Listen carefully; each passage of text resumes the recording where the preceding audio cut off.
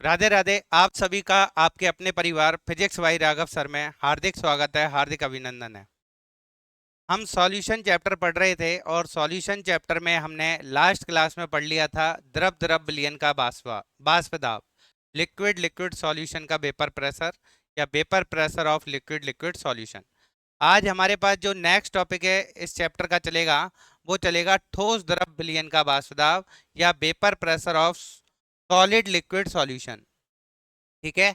आज हमारा जो टॉपिक है वो चलेगा ठोस द्रव विलयन का बाष्प दाब। ठोस द्रव विलयन का बाष्प दाब।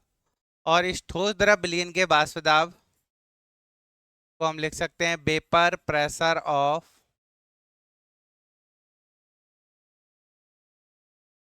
Solid liquid solution. Vapour pressure of solid liquid solution. तो इसमें जो सॉलिड है वो आपके किसका काम करेगा? सॉल्यूट का। और जो लिक्विड है वो काम करेगा सॉल्वेंट का। ठीक है। जो सॉल्यूट है वो आपके किसका काम करेगा? आपके ठोस का। और इसको हम बोल सकते हैं यहाँ पे non volatile solute. Non volatile solute कह दो या सॉलिड सॉल्यूट कह दो, बात एक ही है। नॉन वॉलेटाइल का मतलब है अबाष्पशील विलेय। अबाष्पशील विलेय। ठीक है। यानी इसमें जो हम विलेय ले रहे हैं वो ठोस लेते हैं, और ठोस जो होगा वो कैसा होगा? हमारे पास अबाष्पशील होगा। और विलेय जो है वो द्रव है, तो द्रव जो है वो बाष्पशील होता है। तो ये जो सॉल्वेंट है वो यहाँ पे हमारे पास कैसा होगा? सॉल्वेंट जो होगा वो हमारे पास वॉलेटाइल होगा। वॉलेटाइल वॉलेटाइल होगा। वॉलेटाइल होगा, बाष्पशील होगा। ठीक है। तो अब हम इसको आगे देखें, जैसे हम इसको समझें। तो एक हमने यहाँ पे पात्र ले लिया, एक बेसल ले लिया। उस बेसल में हमने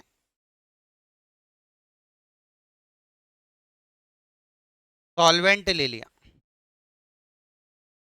ठीक है, विलायक ले लिया जिसके मोल फ्रैक्शन है हमारे पास x है। इस प्योर सॉल्वेंट का जो वेपर प्रेशर है वो हमारे पास क्या है? Pa0। ठीक है। अब इसके अंदर हम क्या ऐड करते हैं? हम इसमें ऐड करते हैं non volatile solute. Non volatile solute. इस नॉन वॉलेटाइल सॉल्यूट को हम इस सॉल्यूशन में ऐड करते हैं, जिसके मोल फ्रैक्शन हम मान लेते हैं क्या है? XB। ठीक है। ऐड करने के बाद जो हमारे पास बना वो क्या बन गया? सॉल्यूशन। भाई सॉल्यूट को सॉल्वेंट में ऐड कर देंगे तो फाइनली हमारे पास क्या बन जाएगा? सॉल्यूशन बन जाएगा। और इस सॉल्यूशन में आपके पास, आप समझ सकते हो, इसका यहाँ पे वेपर प्रेशर भी होगा और इसमें इसके सॉल्यूट के सॉल्वेंट के मोल फ्रैक्शन भी होंगे। ऊपर से हमने इसमें क्या ऐड किया है? Non volatile solute. तो नॉन वॉलेटाइल सॉल्यूट जो है यहाँ पे आ जाएगा, जिसके मोल फ्रैक्शन क्या है हमारे पास? XB। जिसके मोल फ्रैक्शन क्या है? XB। और ये XB जो हम ले रहे हैं वो कैसा है? नॉन वॉलेटाइल है। नॉन वॉलेटाइल है। तो नॉन वॉलेटाइल है तो इस कंडीशन में इसका कोई वेपर प्रेशर होगा नहीं। वेपर प्रेशर यहाँ पे कोई जनरेट होगा नहीं। तो अगर हम आगे बात करें,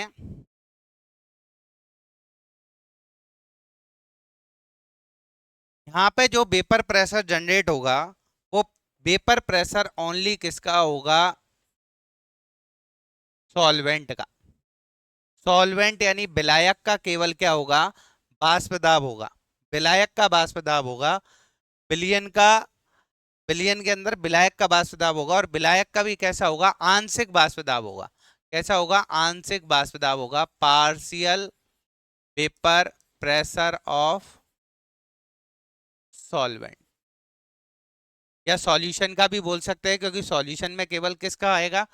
सॉल्वेंट का ही आएगा। तो ये सॉल्यूशन का भी लिखा जा सकता है। किसका लिखा जा सकता है? सॉल्यूशन का भी।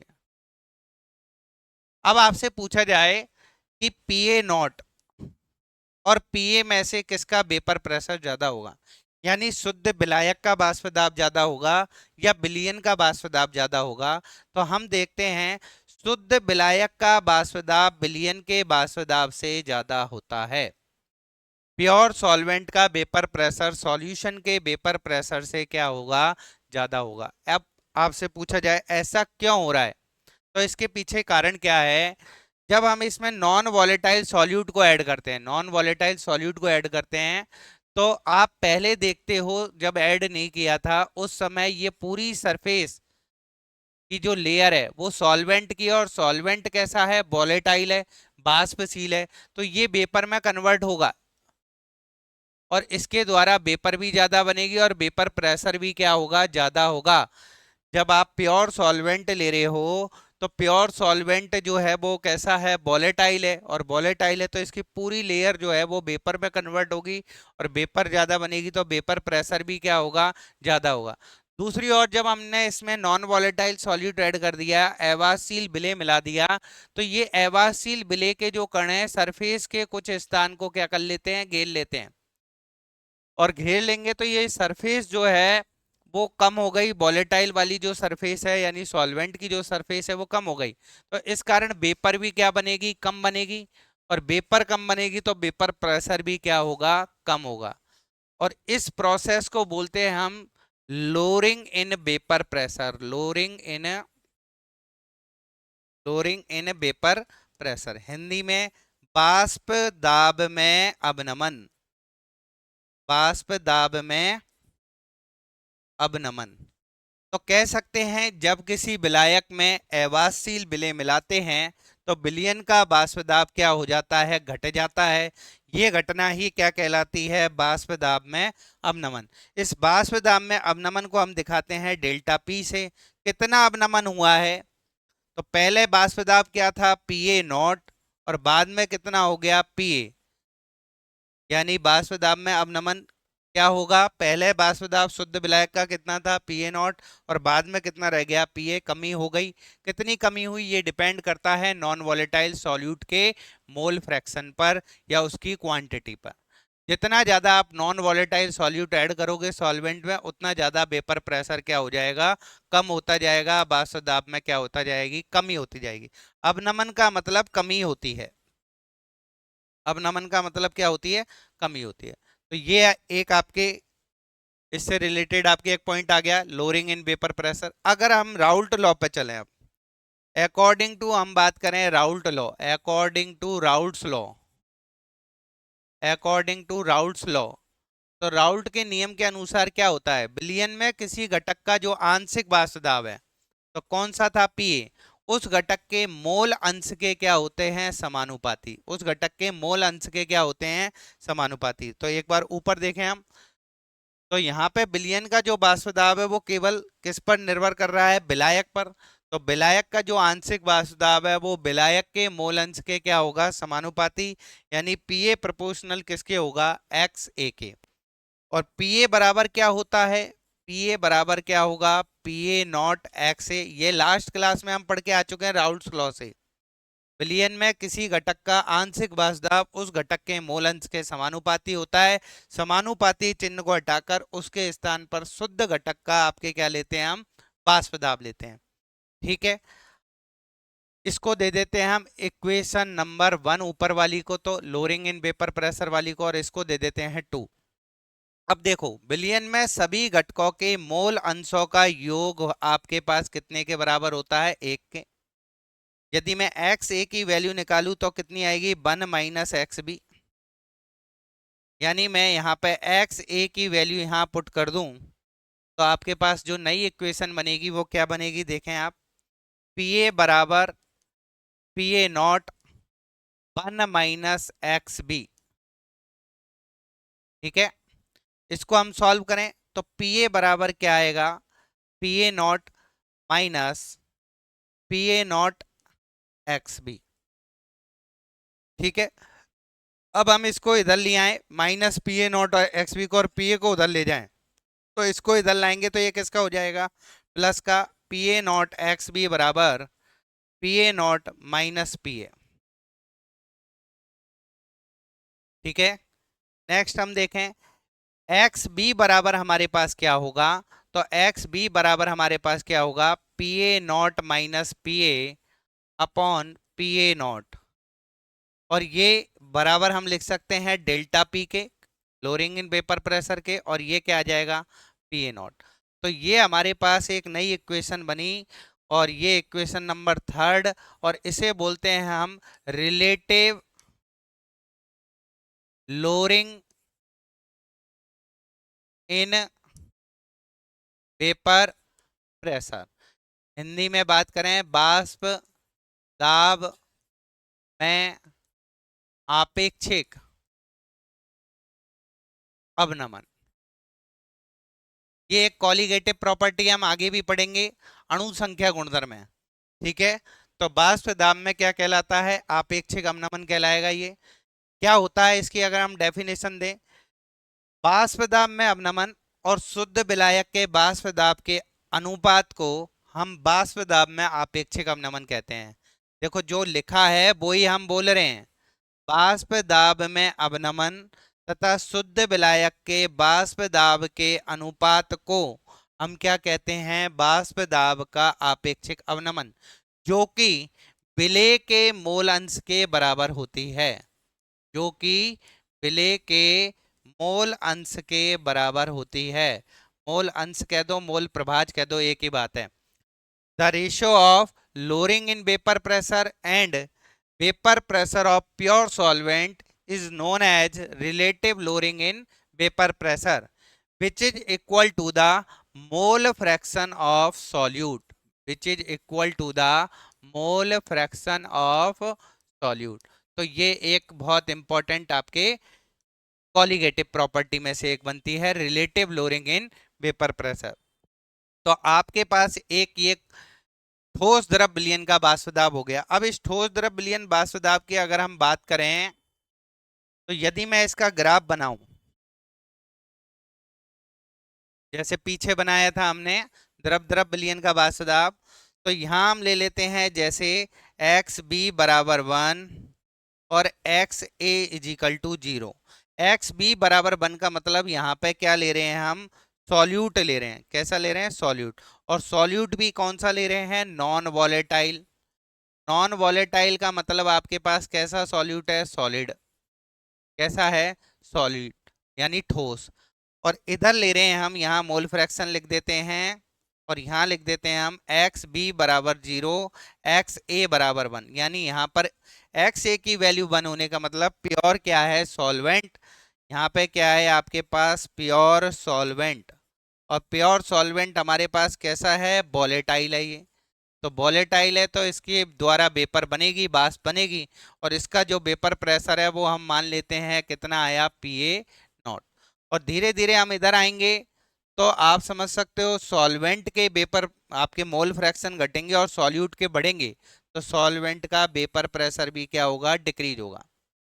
यहाँ पे हमारे पास आ जाएगा PA बराबर PA नॉट एक्स ए। ये इसका ग्राफ बनेगा। अब आप कहोगे सर इसका तो आपने वेपर प्रेशर दिखाया ही नहीं, तो दिखाने की जरूरत ही नहीं है, क्योंकि ये तो कैसा है, नॉन वॉलेटाइल है। इसके वेपर प्रेशर को हमें दिखाने की जरूरत नहीं है, क्योंकि वेपर प्रेशर, वेपर ही नहीं बनेगी तो वेपर प्रेशर कहाँ से होगा। लेकिन हमने लिक्विड लिक्विड सॉल्यूशन वाले पोर्शन में देखा था, उसका वेपर प्रेशर बना था। ठीक है, सॉलिड लिक्विड वाले में सॉलिड का वेपर प्रेशर नहीं होगा। तो ये हमारा आज का टॉपिक था। अब इसको एक बार हम पीडीएफ की फॉर्म में देख लेते हैं। तो पीडीएफ की फॉर्म में हमारे पास ये रहा ये टॉपिक। ठीक है, ये टॉपिक ये रहा। तो हमारे पास टॉपिक क्या है, vapour pressure of, vapour pressure of when a non-volatile solute is dissolved in solvent। वाष्प दाब जब अवाष्यशील विलेय विलायक में मिलाओ। अवाष्यशील का मतलब ठोस ही होता है, सॉलिड ही लेंगे। तो सीधा सा बोल रखा है, जब द्रव विलायक में अल्प मात्रा में अवाष्यशील विलेय मिलाया जाता है तो शुद्ध विलायक की तुलना में विलयन का वाष्प दाब कम हो जाता है। इसका कारण क्या है, विलेय के अणु पृष्ठीय क्षेत्रफल का कुछ भाग अभिग्रहित कर लेते हैं। तो मैंने बताया था जो सॉल्वेंट के मॉलिक्यूल है, अभी बताया था मैंने आपको कि जो सॉल्वेंट के मॉलिक्यूल हैं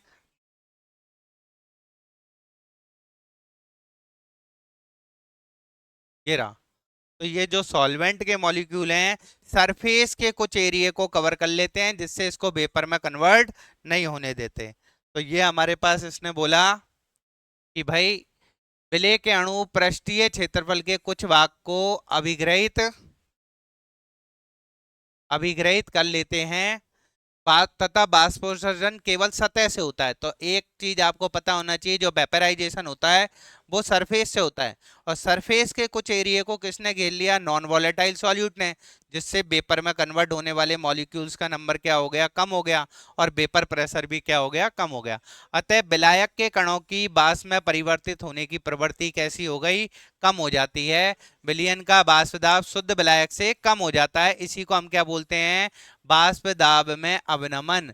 किससे दिखाते हैं, डेल्टा पी से, डेल्टा पी से। और डेल्टा पी बराबर मैंने अभी बताया, डेल्टा पी बराबर क्या होता है, डेल्टा पी बराबर होगा P A not minus P ए। कितना होगा वाष्प दाब में अवनमन, तो यहाँ पे देख लो, अवाशील विलेय का वाष्पशील विलायक में विलयन के लिए पी ए विलयन का वाष्प दाब हो गया, पी ए जो होगा वो विलायक का वाष्प दाब होगा, वो भी कौन सा, आंशिक वाष्प दाब, ध्यान रखना है कौन सा होगा, पार्शियल वेपर प्रेशर।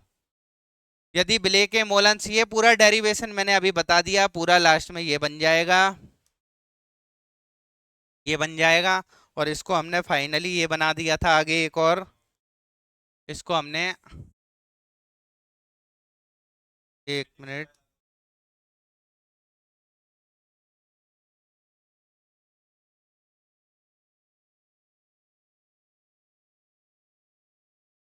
अच्छा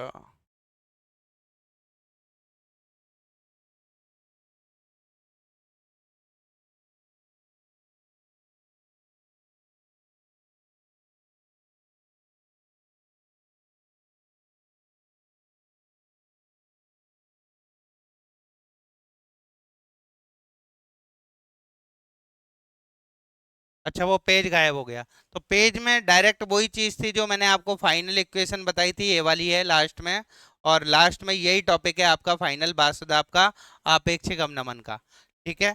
और यही ग्राफ था। तो हमारी यहाँ पे ये जो क्लास का जो टॉपिक है वो कंप्लीट होता है, ठोस द्रव विलयन का वाष्प दाब। नेक्स्ट क्लास में हम नेक्स्ट टॉपिक पढ़ेंगे, आइडियल सॉल्यूशन और नॉन आइडियल सॉल्यूशन, जो कि राउल्ट्स लॉ पर डिपेंड करते हैं, आदर्श विलयन और अनादर्श विलयन। थ्योरी में वही पोर्शन था जो अभी हट गया है, वो क्लीन हो गया है, बाकी टॉपिक वही था, सेम है ना, यही लिखा हुआ था एज इट इज, कोई दिक्कत वाली बात नहीं है। Thank you.